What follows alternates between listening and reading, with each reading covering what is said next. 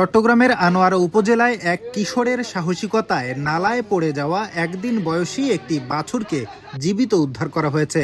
রবিবার ১৯ এপ্রিল সকাল ৯টার দিকে উপজেলার ১ নম্বর বৈরাগ ইউনিয়নের ৯ নম্বর ওয়ার্ডের হুন্দিপ পাড়ায় এই ঘটনা ঘটে।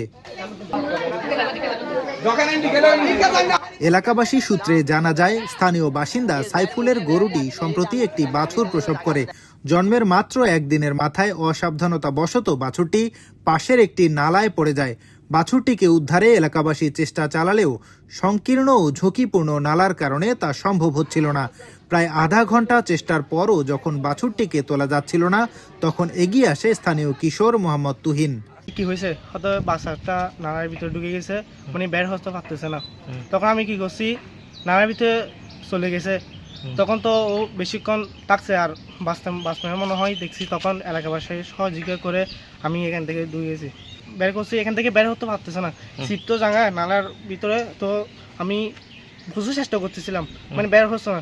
তাও আমার গা জোর দিয়ে ওকে বের করছি। অনেক ভালো লাগতেছে।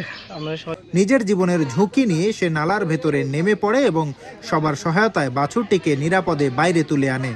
স্থানীয়রা জানান, আর কিছুক্ষণ দেরি হলে বাছুরটির প্রাণহানির আশঙ্কা ছিল। তুহিনের সাহসী উদ্যোগে শেষ পর্যন্ত বাছুরটি জীবিত উদ্ধার হওয়ায় স্বস্তি ফিরে আসে মালিকের পরিবার ও এলাকাবাসীর মাঝে। বাছুরটি সুস্থভাবে ফিরে পাওয়ায় সাইফুলের পরিবার সহ স্থানীয়রা কিশোর তুহিনের প্রশংসা করেছেন এবং তার এই মানবিক ও সাহসী পদক্ষেপকে সাধুবাদ জানিয়েছেন।